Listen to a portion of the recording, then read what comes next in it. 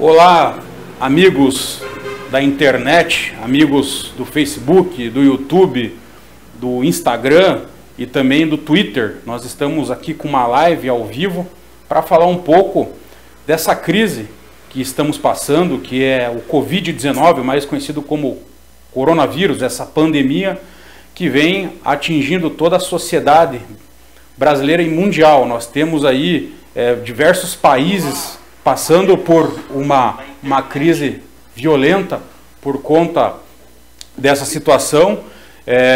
A economia sofreu aí um grande impacto. Já vimos vários países aí adotando medidas para combater a situação econômica das pessoas, desde das camadas mais pobres até a classe média. Então eu venho falar aqui especificamente sobre a área bancária, que são as dívidas bancárias, que com certeza é o setor, é bom até falar agora nesse momento, que o setor bancário é o setor mais lucrativo no nosso país. Para você ter uma ideia, em 2019, os principais bancos, quando eu falo os principais bancos, eu falo os cinco principais, que é Santander, Caixa Econômica, Banco do Brasil, Itaú e Bradesco, lucraram 81,5 bilhões de reais em 2019, que é um crescimento de 18% em relação a 2018. Então, para você ter uma ideia, o setor bancário é o setor que mais lucra no nosso país. E em razão disso, por ser o setor que mais lucra, ele é o setor que mais concede créditos, tanto para as pessoas físicas, empresários, microempresários, e muitas pessoas buscam captar financiamentos nos bancos para tocar os seus negócios, para, de repente, suprir alguma necessidade pessoal, e em razão disso nós vemos aí uma situação bem complicada. E alguns bancos já se mobilizaram para prorrogar alguns contratos bancários, principalmente os contratos que se referem a financiamento imobiliário e os contratos que se referem a financiamento de veículo, e também algumas operações bancárias em conta corrente. Logicamente que e eles anunciaram isso, mas na prática o que a gente tem conversado com alguns clientes e o que a gente vê aí dos economistas que atuam mais nessa área, na prática não tem acontecido bem assim. Alguns bancos, por exemplo, ao você tentar fazer essa prorrogação, que na verdade é uma suspensão do contrato bancário, eles têm exigido que você, de repente, faça uma renegociação. E qual que é o problema da renegociação? A renegociação, às vezes, implica numa taxa de juros nova, num encargo bancário que o banco vem a cobrar do consumidor por fazer essa nova operação. Quando, na verdade, o que a gente viu aí na grande mídia é que os bancos estariam simplesmente suspendendo a cobrança por 90 dias sem exigir nenhum valor, nenhum encargo do consumidor. Mas na prática a gente tem visto aí que os bancos, nós podemos prorrogar, mas vamos fazer uma renegociação. E a renegociação que é a grande armadilha que a gente vê para o consumidor. O consumidor, de repente, vai pagar uma taxa de juros mais alta e vai pagar mais encargos financeiros por conta dessa nova operação.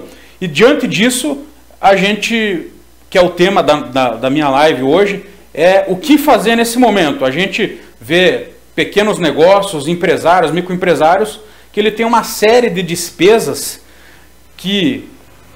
prioritárias em relação às dívidas bancárias. Por exemplo, é muito mais importante você pagar a sua folha de pagamento, o seu funcionário. O seu funcionário precisa receber em dia. É muito mais importante você pagar o seu aluguel, é muito mais importante você pagar as suas despesas operacionais, como água, luz, dependendo do tipo de atividade que você exerce.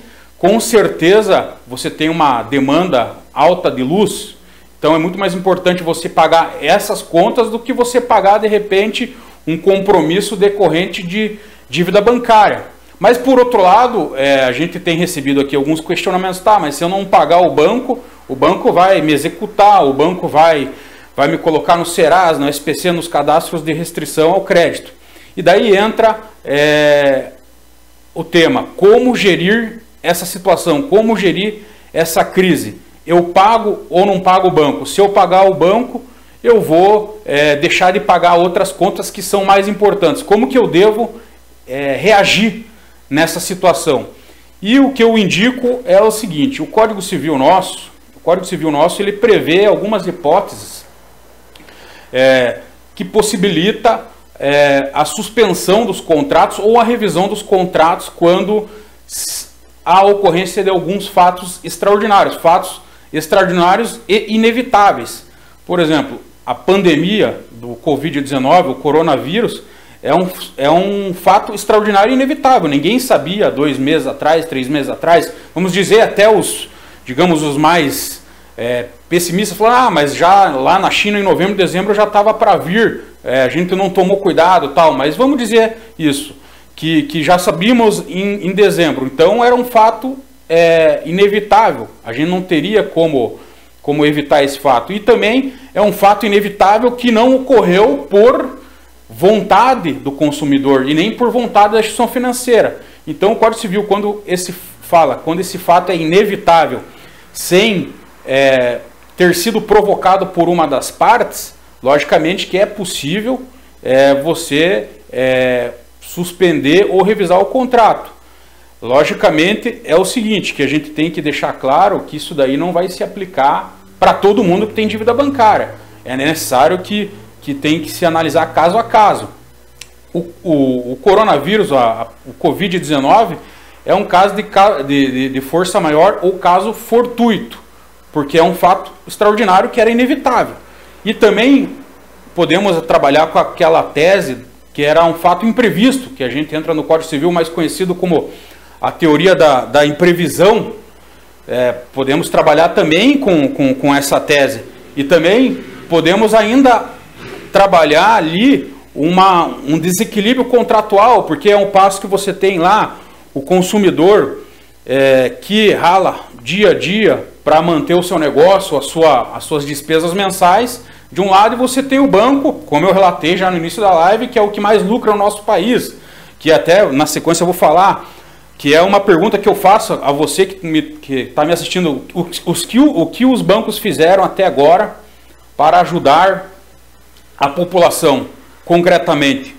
Eu não vi nada até agora, o que eu vi são algumas notícias que saíram na mídia que eles iriam prorrogar os contratos, mas até agora de injetar dinheiro, de possibilitar a abertura de crédito aí para a população em geral, muito pouca coisa a gente verificou. A Caixa Econômica Federal tem soltado algumas notícias aí que vai viabilizar, mas até agora só ficou no anúncio, nada de concreto. Mas voltando à questão da possibilidade de suspensão ou revisão dos contratos, nós temos esse cenário em que o coronavírus é um fato extraordinário e inevitável que, com certeza, alterou a situação do consumidor. Com a alteração da situação do consumidor, por exemplo, você tem um pequeno negócio que você faturava lá 50 mil por mês, com essa situação você teve que fechar as portas.